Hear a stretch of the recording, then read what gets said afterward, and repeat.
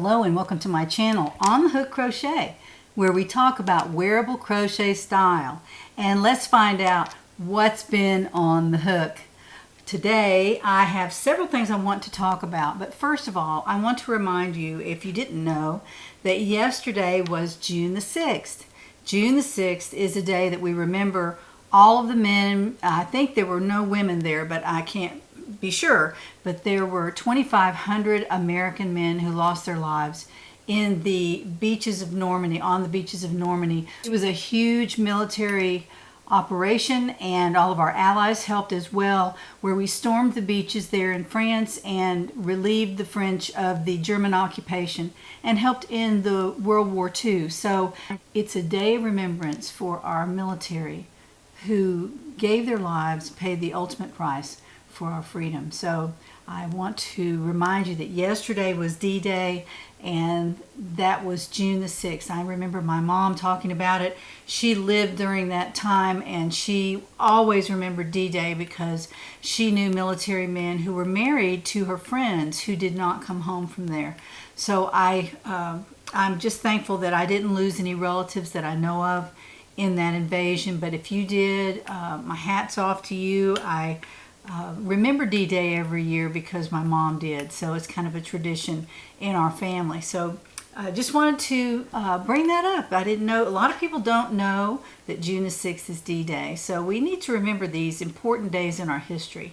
First of all, I'd like to say that I've had a request from one of my subscribers who wanted to get some tips from me about how to start a neckline. Now, if you have any of my patterns, and as an aside, this morning I sent out 3 emails. So if you've received those 3 emails and don't want them, just delete. It's okay. But I wanted to resend those emails because the first one was the plain Jane tee, and it's a free pattern from me. I know there were a lot of people who signed up after that pattern was sent out. So I resent the pattern, and if you already have it, just delete it. You don't have to do anything else with it. If you need the edgings, that's another email that I sent out this morning. That's number 2, and that is the free pattern for different edgings for the plain Jane tee.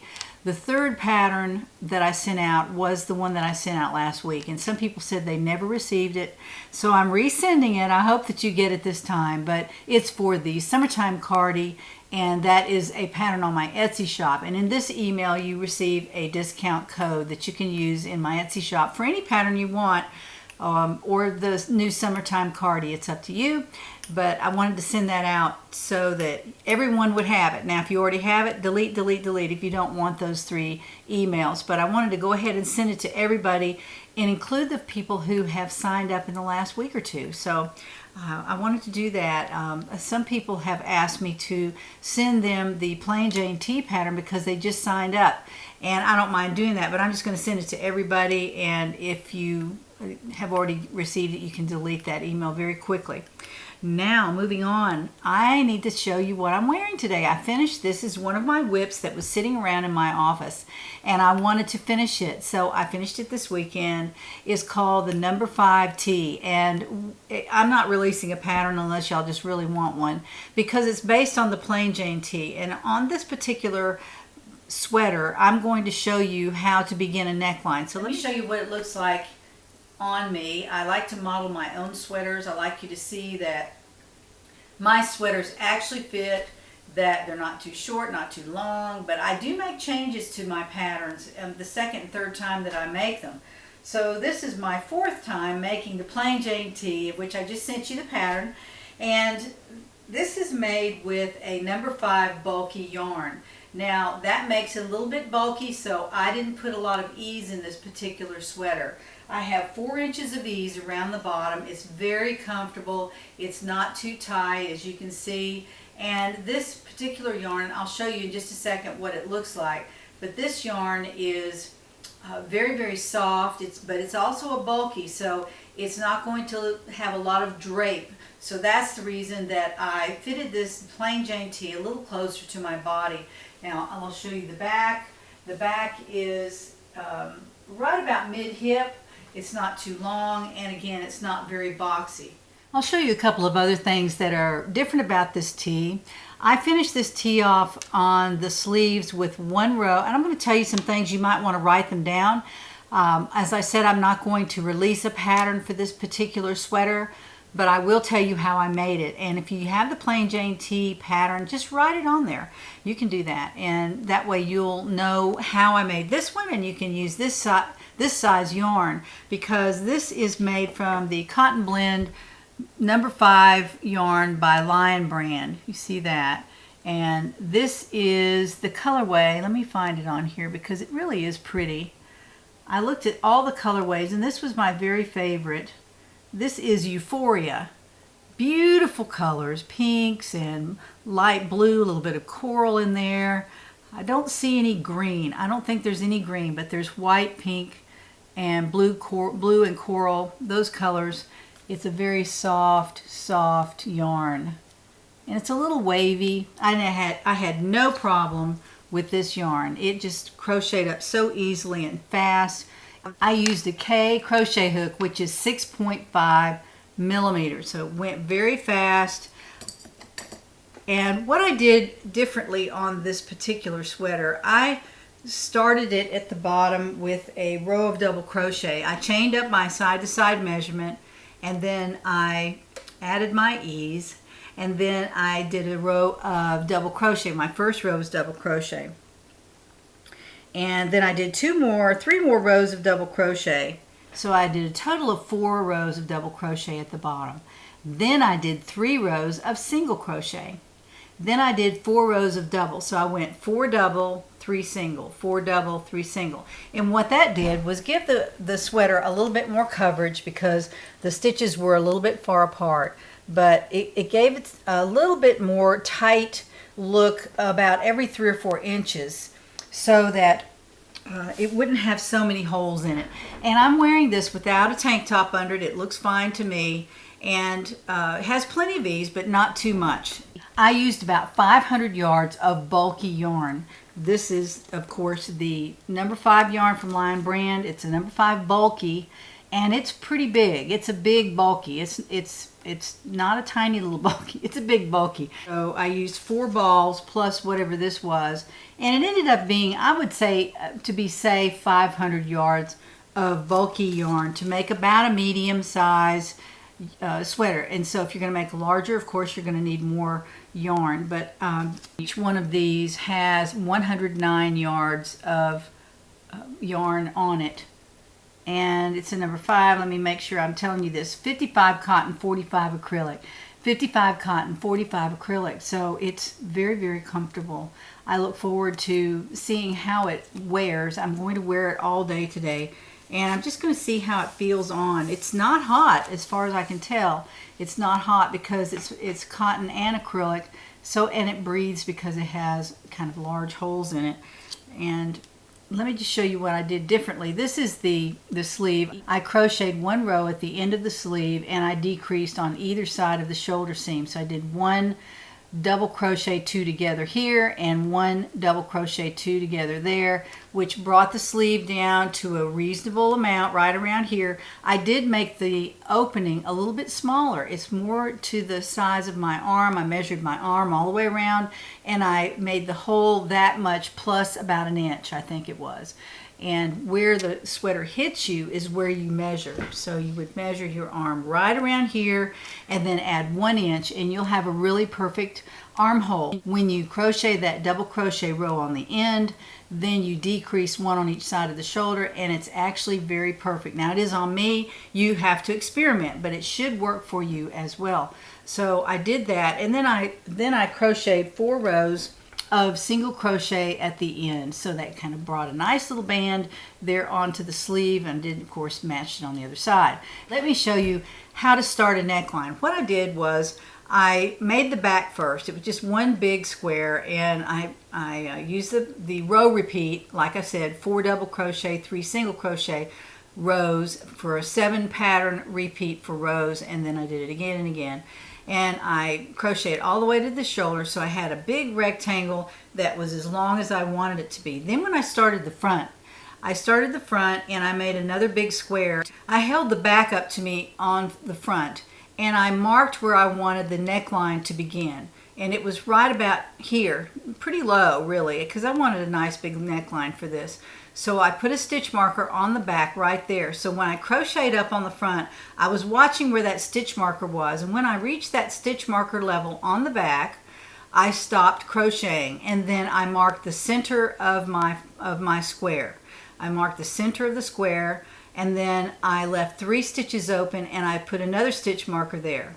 Same thing on the other side. So I had a center marker, one on the 4th stitch over. We're leaving 3 stitches open here on the 4th stitch, and I marked it there and there. All right, so the next row I crocheted over, and if I'm just doing one side at a time now, so I crocheted over to the center, and then I stopped at the 4th stitch from the center. So I stopped at that stitch marker right there. I chained 1 and turned, and then on the next row I did 1 double crochet, and then I did a double crochet 2 together, and then I continued on to the armhole, and then I crocheted back over to the neckline, and I stopped and turned just like I normally would, and then on the next row I did a decrease. So just like the other one, a double crochet in that very first stitch under the chain 1, and then a double crochet 2 together, and then on over to the side with double crochet. So you probably want to end right here with a row of single crochet, because then you know that you're doing at least 4 rows of double crochet up here, and you won't get confused. But if you're a great crocheter and you can do that, and a single crochet row comes up here, then you just use a single crochet 2 together instead of a double crochet 2 together. Obviously, if you're doing a single crochet row, you want to change that. So you would decrease every other row 5 times, and that's what I did.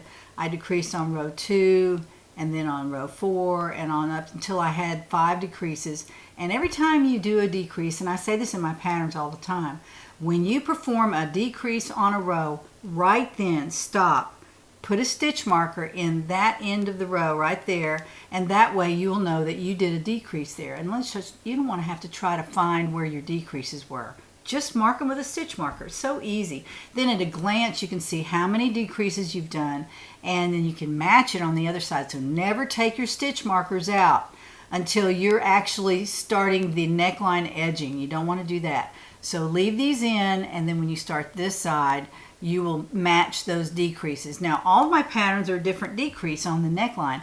So if you have a pattern that says decrease every row, then of course you'll put a stitch marker on every row. And that helps you remember that you actually did a decrease, and it keeps you from skipping one and just forgetting about it. So you definitely want to put a stitch marker on the end of each row where you decreased, and then mark it exactly this way over here. When you start to crochet, you'll match that exactly. Please match your necklines.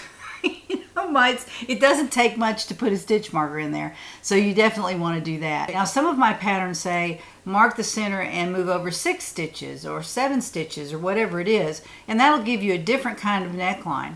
Now if you wanted a square neckline, you would just drop straight down here, and you'd say, okay, I want my neckline to start right there, and then just crochet straight up. You can do that too. I've done that many times. It's a very easy way to make a neckline, and you don't have to use decrease. But if you want a nice curved neckline, then that's how you do it. Let me continue about this number 5T very quickly. I did 2 rows of single crochet around the neck, and I decreased on the first row on each side of the shoulder seam, and then 1 on each corner where I skipped my stitches and started another one. I did a decrease there across that corner. So those are where I decreased on the first row, and then I just crocheted another row, maybe 3 rows of single crochet around the neck, so that I have the neckline exactly how I want it. Always try on your sweaters. Try on your sweaters a lot, because you want to make sure that you're going in the right direction and you have your neckline edging large enough to keep your neckline up, and you don't want to get it too high, because then that will ruin what you originally thought about. So always leave room for your neckline when you're marking your neck. Stopping for your neckline opening, you definitely want to leave room for your edging. So mine was about 1 inch. I had it marked pretty low, but when I added those rows of single crochet, it closed up that neckline just fine. So it's not too low, but it does give me a nice cool neckline on this particular sweater. I went back and did 2 rows of single crochet at the bottom. So that finished off the bottom of the sweater. So I did the neckline edging, the sleeve edging, and the bottom edging because I had plenty of yarn. And I also have one left over that I didn't even touch. So if I had decided to put some longer sleeves in here, I would have had plenty of yarn. And it would have taken me 5 balls of number 5 Cotton Blend by Lion Brand. So that's just a little bit about this particular tee. The other day I looked out on my porch and I had a KnitCrate box. Now the last time I opened one of these it was in a bag, but the difference in this and that one is this is the Malabrigo box. I want to show you what was in here. It's a very lovely, lovely, lovely yarn. I love Malabrigo. That's my very favorite yarn to buy. I don't always buy it because I want to buy yarns that are more in the mainstream that you can get from Lion Brand, or you can go to Walmart and buy. I like to use those yarns to make my sweaters with, but sometimes I want to splurge a little bit, and so I use a Malabrigo yarn, mostly in the wintertime because these are wool yarns. But I wanted to show you the yarns that were in here. Oh, they're gorgeous. This is a Malabrigo washed head in the colorway Petal, like on a flower, and it's a very definitive color. It smells like vinegar, like they always do, but you know, after you air them out a while they don't smell at all. But there's something about a vinegar rinse maybe that they use on these. This is an affordable yarn. You can get it on eatsleepknit.com for sometimes $15 a hank, sometimes $17. I know that's kind of expensive, but you want to be careful not to buy too much. But like I do sometimes when I'm not spending a lot of money on yarn. This is the washed head, or washed, it's not spelled right, but washed head yarn by Malabrigo. And again, eatsleepknit.com has this, not sponsored. On their website you can find all kinds of colors of this. This color is not out there because I think it's exclusive for KnitCrate. But again, this is Petal. And so beautiful. It's a little bit of an off-white background, and then it has dark pink and deep blue and some yellow speckles in it. It's really just a speckledy yarn. There's no solid color except the white, which is the background. Now that was sent to me with this color as well, and this is called Petal A, and this one is called Petal B. Petal B and Petal A. P-E-T-A-L. This is a beautiful, beautiful red. It's just red. There's no other word for it. It's red, and it's a very, very soft yarn. I've used this yarn many times to work with to make scarves, and I think I made a sweater out of it as well. I really, really like it. I just love the colors that they use. They're so deep and gorgeous, and when you crochet with it, it feels good in your hands. It's beautiful when you get done. There's no substitute for a beautiful hand-dyed yarn, and that's what these are. These are kettle dyed, which means they probably do them in mass. I don't think they do them one at a time, but I do love the colors that they use, and they have every color under the sun you can imagine. They also have this in DK weight. It's not called washed or washed. It's their DK weight, and then I think it's Rios and Arroyo. They have all different sizes of yarn and different color schemes as well. So for this particular yarn, I don't think I'm going to buy anymore, although I went out and they don't have these 2 colors on Eat Sleep Knit because, like I said, they are probably exclusive to KnitCrate.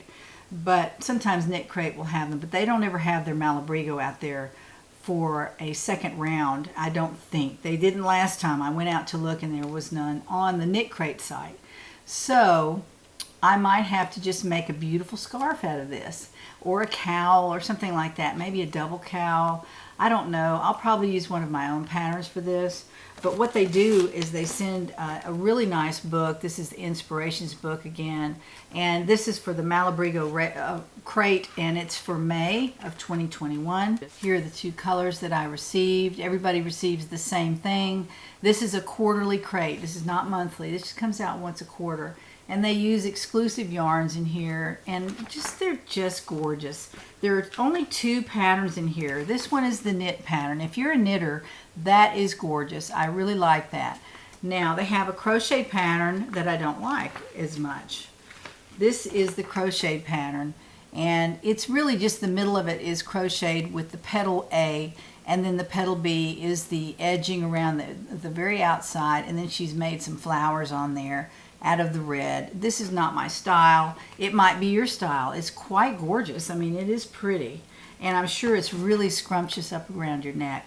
So I'll probably do something like that for myself in a different pattern, maybe one of my own, and probably use the Kimberly Cowl pattern that I've done several times, many times, and it's a quick make, and I'll just edge it with the red, or make it out of red and edge it with the petal, or make 2 cowls out of it. I don't know what I'll do, but I do love this beautiful yarn. And again, I love the Malabrigo crate.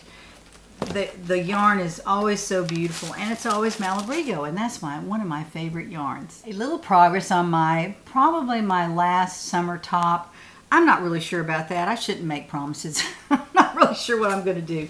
It's only it's only June now, so I will probably come out with something else, maybe not. But this is the soft linen tee, and I will have a pattern for this. This is a beautiful tee that is done in a linen Audine Wools interlock, and this is from KnitCrate.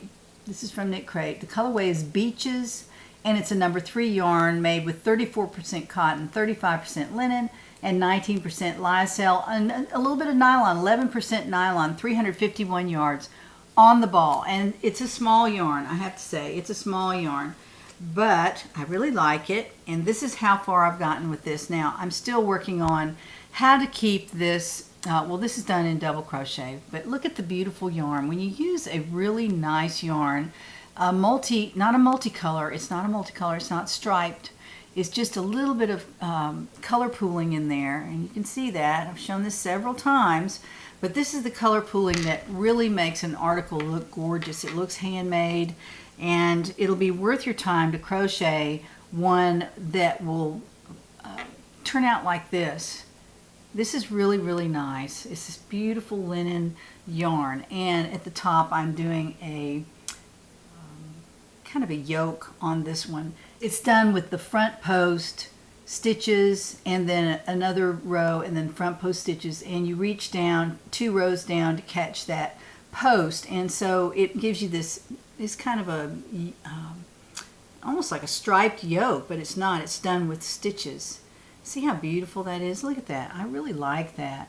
And where I am with this is right about, I started the yoke right about there. So that's how far I am on the back. I'll probably need to do, maybe, well, quite a few rows up here to reach the shoulder, and then I'll start on the front, and I'll put a neckline in it somehow. But I just wanted to show you the progress that I was making on this. I am working on it. I wanted to finish this tee first, and then I am working on this just when I'm in my living room, when I have time, and when I'm watching TV or something like that. So I wanted to show you the progress on that. I really like it. It's called the Soft Linen Tee, and it's made with a J hook and a number 3 yarn. So you can use a number 3 yarn of any type that you want, and you could probably use a number 4 yarn on that as well, and maybe even use a K hook. I don't know. J would probably be as large as I'd want to go on that. But that's the progress that I've made on my soft linen tee. Now I'm taking my own advice, and I am crocheting a second round of the, let me find it here, of the Sea and Sky. I made this last year with a really nice yarn that I received from Glenda at Creative Grandma. She sent me that, and I came up with this pattern, and I think out of my whole wardrobe for cool weather, this is my favorite sweater. But the second time around, I'm going to make it more for a summer sweater, and I'm going to make the sleeves elbow length. I'm going to make them elbow length, and I'm going to basically make it just like this. I'm using the ribs around the sleeve, the neck, and the hem as well. And this is my Sea and Sky. I'm making it from Cascade Farms Ultra Pima yarn, and this is number 3 yarn. I had to go out and look for it because it's not mentioned on here anywhere. But it is a number 3 yarn, and it's 100% Pima cotton. So I thought for summer that would be perfect. 220 yards on the ball. I have about 5 balls, so I have plenty. I have way too much probably. But again, this is 100% cotton, and it's very, very soft.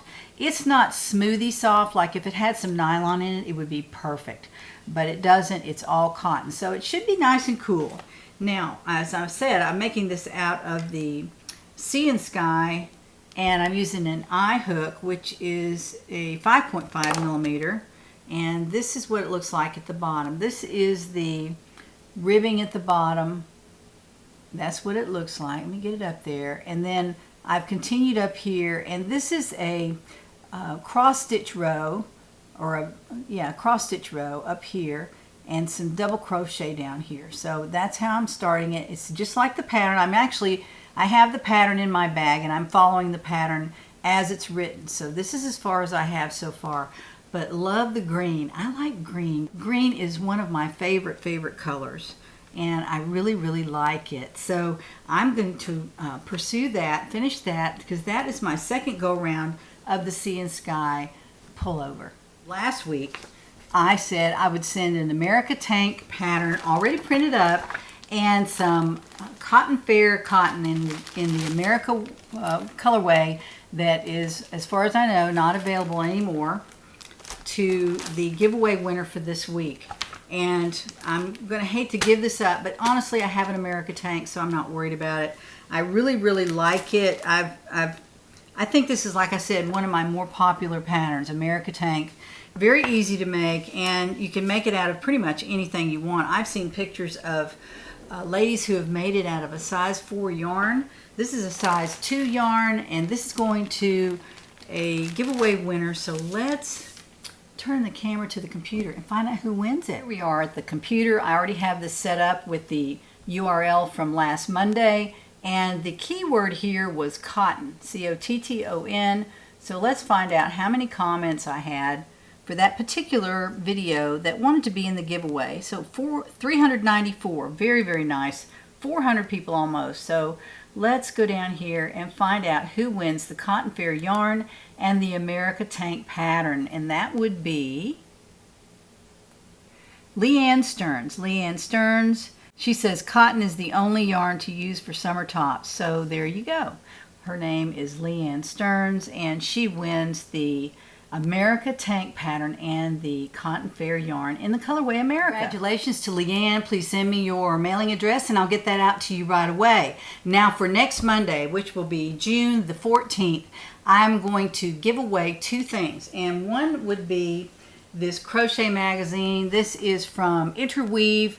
Really nice crochet magazine. Lots of summer patterns in there. I want to highlight this pattern. This is a beautiful cardigan pattern. And it's not the easiest cardigan pattern to follow. I've looked at the directions, but it can be done. And what she's done, I think they have long edges down here, and you tie it at the bottom. That's kind of a cute closure. I like that. And I wanted to highlight that in this magazine. There are lots of really nice patterns in here for scarves that are summery scarves. I'm not a huge fan of summer scarves, but I do have a summer scarf pattern out there. So I do use them mostly just to decorate. I don't use them for warmth. And if you use a cotton yarn, you don't have to worry about being too hot. But there are lots of beautiful patterns in here. Another one that I really, really liked is this one right here. This is a beautiful pattern. She's lying on her back, actually. That's how she gets her hair to do that. But this is really pretty. I love the way it is shaped. The arms are shaped. And I thought I would highlight those 2 patterns. This one is pretty too, and I just wanted to show you that. But next week, I will be giving this away to a lucky winner. So if you don't mind, in your comment, please write the word lacy, L-A-C-Y, because most everything in here is lacy because it's summertime. So the key word is lacy. Now, I have a crochet surprise that came in on Friday, and I don't think it's time for me to release it yet. So I'm going to go ahead and enter this into the giveaway for next month. There will be 2 winners, one for the Crochet Magazine and one for the Crochet Surprise. So I'll pick 2 winners next week, and we'll open this on Monday, the 14th, and take a look at it and see what's inside. I've already looked, I've taken a peek, and you'll really, really like it. So I wanted to show these 2 because this is what's going to be given away next week. The keyword is lacy, so be sure to put that in your comment. Later in the week this week, I will be showing a video, and I'm going to walk you to my work table, and we're going to look at the progress I've made on the girl with a pearl earring, which came in last week, or actually came in a few days ago, and then also on the garden. I've decided to continue those 2 diamond paintings at the same time, and I'm working a little on one, a little on the other, and mostly an hour on one and an hour on the other each evening.